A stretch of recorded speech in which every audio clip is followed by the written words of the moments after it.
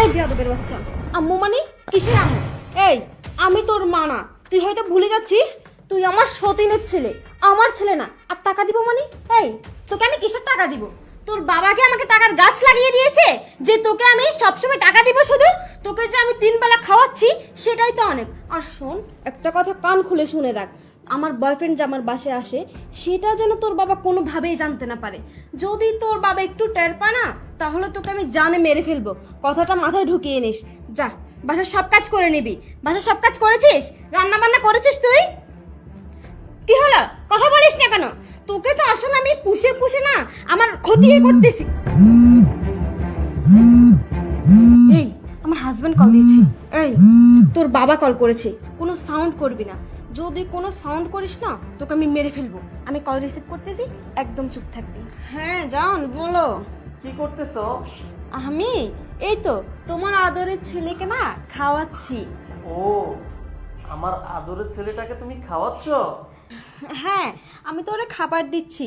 একটা মাত্র ছেলে আমাদের, ওরে কত আদর যত্ন করি আমি, সেটা তো তুমি জানো না। হ্যাঁ, আমি তো ভালো করেই জানি তুমি আমার ছেলেটাকে কত যত্ন করো। আচ্ছা, ওরে একটু দাও না, আমি একটু ওর সাথে কথা বলবো। নীরবের সাথে তুমি কথা বলবে? নীরব তো এখন খাবার খাচ্ছে, তুমি পরে কথা বলিও। খাবার খেয়ে উঠলে আমি তোমাকে কল দিতে বলবো।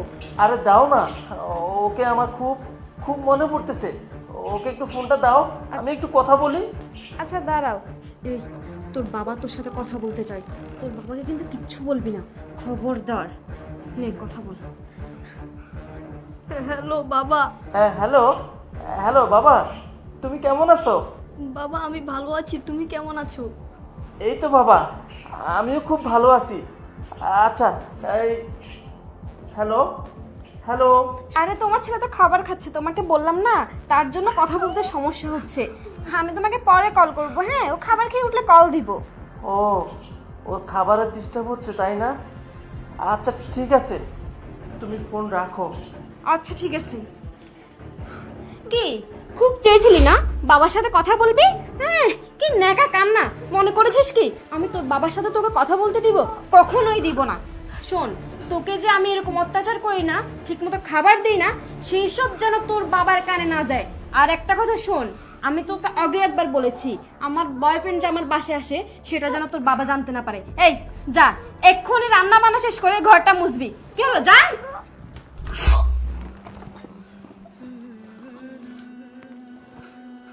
বাবা তুমি এই সময় বাসায়? হ্যাঁ বাবা, আমি আমি এই সময় বাসায় আসছি কারণ কারণ তুই গতকালকে আমাকে বলছিলি অনেক কিছু। দেখেছো জান, এই আমার সতীনের ছেলেটার জন্য একটুও শান্তি পেলাম না। তুমি আমার পাশে আসলেই ছেলেটা আমাকে একদম জ্বালিয়ে শেষ করে দেয়। এটাকে যদি দুনিয়া থেকে সরাতে পারতাম তাহলে ভালোই হতো। বসো তো। আমি তোর কথা বিশ্বাস করিনি। আজকে আজকে সকল কিছু আমি নিজ চোখে দেখার জন্যই আমি এই সময় বাসায় ফিরছি। জান, আমার এইভাবে আসতে ভালো লাগে না বুঝছো। তোমার এই ছেলেটা না সব সময় ডিস্টার্ব করে, আসলে তোমার সাথে শান্তি মতো কথা বলতে পারি না। জান তুমি রাগ করতেছো কেন? আমি কি করব বলো? আর ও তো আমার ছেলে না, ও আমার সতীনের ছেলে। আমি তো ওকে চাই যেন ওই দুনিয়া থেকে সরাই দিই, কিন্তু কোনোভাবেই কিছু করতে পারতেছি না। দেখো না আমার ঘাড়ের উপর একটা আপদ চাপাই দিয়ে সে চলে গেছে তার চাকরিতে। আমার একদম অসহ্য লাগে, বিশ্বাস করো আমার একটুও ভাল লাগে না। এই সতীনের ছেলের জন্য আমি নিজে তোমার সাথে একটু সময় কাটাতে পারি না একান্ত ভাবে। কি করব বলো তো? আরে তুমি চুপ করো, ছেলেটা তো অনেক সুন্দর বুঝছো, দেখতে কত সুন্দর, স্মার্ট এবং মানে ওর চাল চলন খুবই ভালো বুঝছো। ছেলেটাকে দেখলে মায়া হয়। মা নেই তো কি হয়েছে, তুমিও তো ওর একটু যত্ন নিতে পারো। কি? এই তোমার কি মাথা খারাপ হয়েছে? তোমার কি হয়েছে বলো তো? তুমি তো এতক্ষণ আমার সাথে তাল মিলিয়েছো, আর এখন হঠাৎ করে তুমি ওর দিকে টেনে কথা বলতেছো। কি হয়েছে তোমার বলো তো? আরে তেমন কিছু না বুঝছো, আমার মনে হয় কি তোমার হাজবেন্ড চলে আসছে। কি কি বলতেছো তুমি? আমার হাজবেন্ড চলে আসছে মানে? তাহলে আমি কি করব? কি বলতেছো তুমি এসব? ওর পা দেখছো মানে? শোনো তুমি এখানে বসো, আমি আগে গিয়ে দেখে আসি। বাবা তুই দাঁড়া এখানে, আজকে ওর খবর আছে। এই শোনো, তুমি ঠিকই বলেছো, আমার হাজবেন্ড চলে আসছে। এখন কি করব? আমার তো মাথায় কাজ করতেছে না। আমার মনে হয় ও সবকিছু শুনে ফেলেছে। শোনো, তুমি এক কাজ করো, আমাদের সম্পর্কের কথা তাকে বলে দাও, কপালে যা আছে তাই হবে। কি বলছো? আমাদের সম্পর্কের কথা বলে দিব? হ্যাঁ। ঠিক আছে, তাহলে চলো আমরা গিয়ে আমাদের সম্পর্কের কথা ওরে বলে দিই। এমনিতে তোর সংসার আমি করব না, চলো। তুমি এই সময় বাসায় আসছো, একটা কল দিয়ে আসবা না? তোমাকে তোমাকে একটা কল দিয়ে আমি বাসায় আসবো? আরে এই, তোকে যদি আমি কল দিয়ে বাসায় আসতাম না, তাহলে তোর এইসব কুকর্ম আমি কখনোই নিজ চোখে দেখতে পারতাম না। আমি তোর সকল কুকর্ম নিজ চোখে দেখেছি। তুই আমার এই সন্তানের সাথে কি ব্যবহার করছিস? তুই প্রতিনিয়ত আমার সন্তানকে দিয়ে বাসার সমস্ত কাজ করাস। আর এই কথাটা আমার সন্তান আমাকে বলেছিল, কিন্তু আমি তার কথা বিশ্বাস করিনি। আমি তোকে ভালোবাসছিলাম বলে, তোকে বিশ্বাস করছিলাম বলে, তাই আমি এই অসময় বাসায় ফিরছি তোর সকল কুকর্ম নিজ চোখে দেখার জন্য। আমি তোর সকল কুকর্ম আমি জেনে গেছি। ও আচ্ছা, তাহলে তুমি সবকিছু জেনে গেছো তাই না? আমার জন্য তো ভালোই হয়েছে। আমি এমনিতেই তোমাকে অনেকবার বলার চেষ্টা করেছি, কিন্তু বলতে পারিনি। আর হ্যাঁ শোনো, আমি তোমার ছেলের উপর অত্যাচার করেছি এটাও ঠিক, কারণ ও তো আমার ছেলে না, ও আমার সতীনের ছেলে। কেন বলো তো? আমি কেন আমার সতীনের ছেলেকে আমার সংসারে রাখবো? ও তো আমার নিজের পেটের ছেলে না। তুমি একটা আপদ আমার ঘাড়ের উপর চাপিয়ে দিয়ে চলে গিয়েছিলে, যার জন্য আমি আমার বয়ফ্রেন্ডকে ঠিকমতো বাসায় আনতে পারিনি। আর তার জন্যই আমি এগুলো করেছি। শোনো, তোমার সংসার আমি আর করব না। আমি তোমাকে আজকে ক্লিয়ারলি বলে দিচ্ছি, আমি আমার জান পাখিকে বিয়ে করব। তুমি চাইলে আমাকে ডিভোর্স দিতে পারো, সমস্যা নেই। বেয়াদব! আর একটি কথাও তুই বলবি না।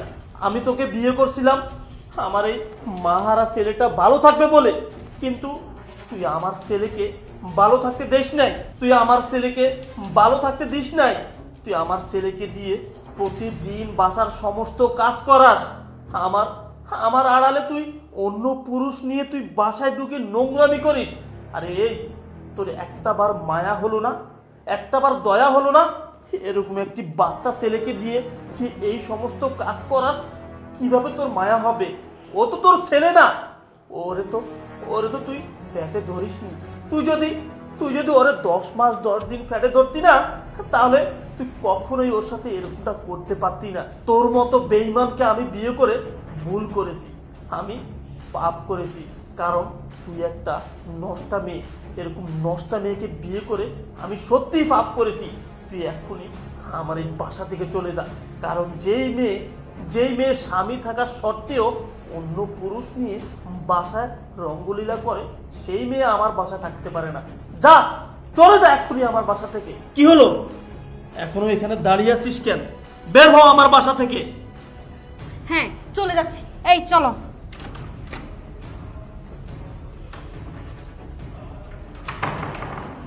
বাবা, আমি যদি সেদিন তোর কথা শুনতাম, তাহলে তাহলে এত দূর যেত না। তোর কোনো কথা না শুনেই আমি সেদিন ভুল করেছিলাম। তোকে আমি অনেক কষ্ট দিয়ে ফেলছি বাবা, তুই আমাকে মাফ করে দিস বাবা।